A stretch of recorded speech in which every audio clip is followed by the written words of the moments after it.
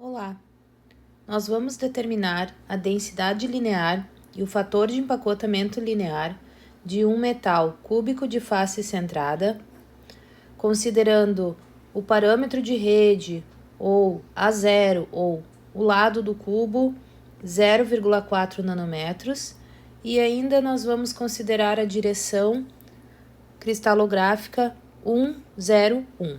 Esses são os índices de Miller da direção. A primeira coisa que a gente tem que fazer é desenhar ou identificar a direção dentro do sistema cristalográfico, dentro da célula unitária. Nós costumamos representar os eixos desta maneira, onde o Z é na vertical, o Y é na horizontal e o X é o outro eixo. E agora, considerando que aqui nesse ponto a gente tem a origem do sistema de eixos, onde é o ponto x igual a 0, y igual a 0 e z igual a 0, a direção 1, 0, 1 vai ser onde o x é igual a 1, o y é igual a 0 e o z é igual a 1, que é esse ponto aqui. Então, essa aqui é a nossa direção cristalográfica do problema. Agora, nós temos que imaginar e fazer a representação dos átomos que estão dentro desta direção, que essa direção intercepta. Para isso, eu vou fazer uma representação, então, da direção, desse plano que contém a direção, e vou representar os átomos que estão ali contidos. Lembrando que no sistema cúbico de face centrada, nós temos o centro dos átomos nos vértices, em todos os vértices do cubo, mais o centro do átomo no centro da face, de todas as faces. Então, a nossa representação ficaria algo deste gênero aqui, onde a gente tem que lembrar que no cúbico de face centrada, os átomos se tocam pelas diagonais das faces. Bom, agora a gente já pode começar a organizar os dados que a gente precisa para resolver os problemas.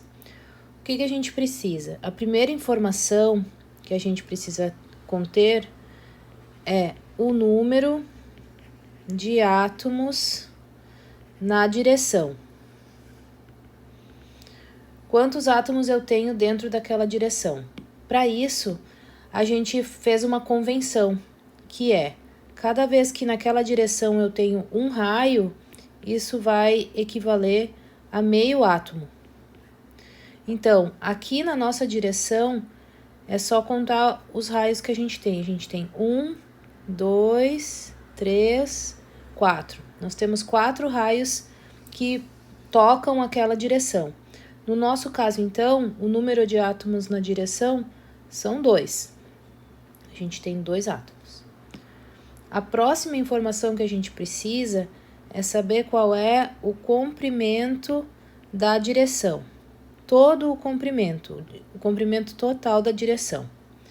Para isso, a gente pode calcular geometricamente qual é essa relação, se a gente não conseguir deduzir diretamente. No nosso caso, ó, a nossa direção é uma diagonal da face.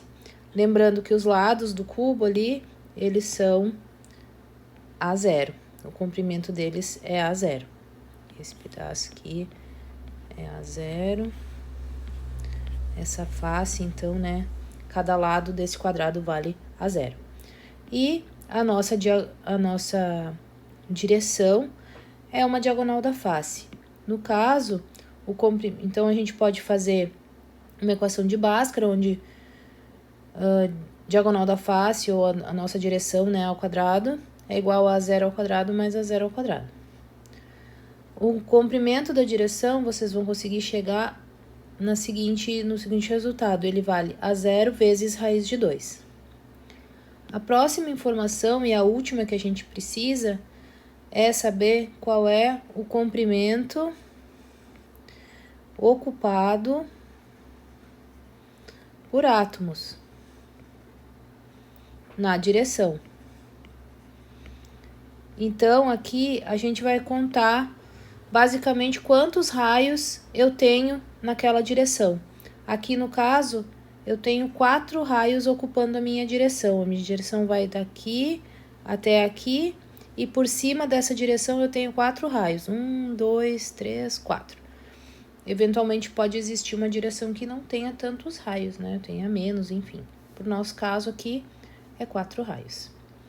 Agora, nós estamos prontos para fazer os cálculos de densidade linear e de fator de empacotamento linear.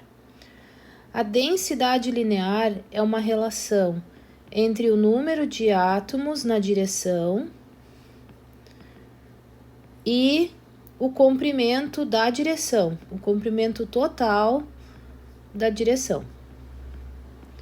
No nosso caso, isso vai ser 2 átomos em relação ao comprimento total da direção, que é A0 raiz de 2. Agora, eu vou poder substituir o A0, que é uma informação que eu tenho dentro do problema. Então, a densidade linear vai ser 2 átomos dividido por 0,4 vezes raiz de 2 nanômetros. Não esqueçam as unidades. E isso vai resultar em uma densidade linear de 3,5 átomos por nanômetro. Aqui é a nossa resposta da densidade linear. O fator de empacotamento linear é uma relação entre o tamanho da direção e quanto daquela direção é ocupado por átomos efetivamente. A gente faz assim, então, é o comprimento ocupado por átomos dentro daquela direção, dividido pelo comprimento total da direção. Se eu fizer vezes 100, eu tenho em percentual. Então, no nosso caso, o fator de empacotamento linear vai ser o comprimento ocupado por átomos, 4 vezes raio, dividido pelo comprimento total da direção, A0 vezes raiz de 2, vezes 100. Muito bem. Agora, vocês vão ter que lembrar da relação entre o parâmetro de rede e o raio, porque eu tenho aqui uma coisa que, um valor que eu não conheço, que é o raio. Então, vocês têm que lembrar que para o sistema cúbico de face centrada, o A0 equivale a 4R dividido por raiz de 2. Lembrem que para cada sistema cristalino, a relação varia entre o A0 e o raio. Então, vocês têm que lembrar qual é a relação para o nosso sistema que a gente está usando. Agora, a gente tem várias estratégias para resolver esse problema. Eu vou substituir o A0 por 4R raiz de 2 nessa equação. Vou fazer assim, o fator de empacotamento linear vai ser 4R dividido. Onde tem A0, aqui, eu vou substituir por isso ali, ó, pela relação.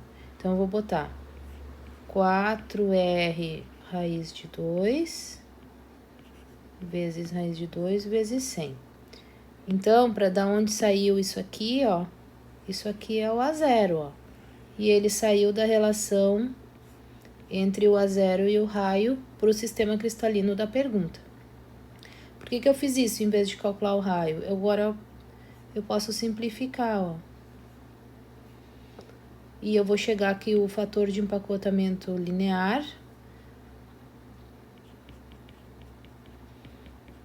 é 100%. E eu posso ver aqui no desenho, ó, que toda a direção é ocupada por átomos. Não existe um espaço vazio, alguma coisa da direção que não sejam átomos. Isso é um fator de empacotamento linear 100%.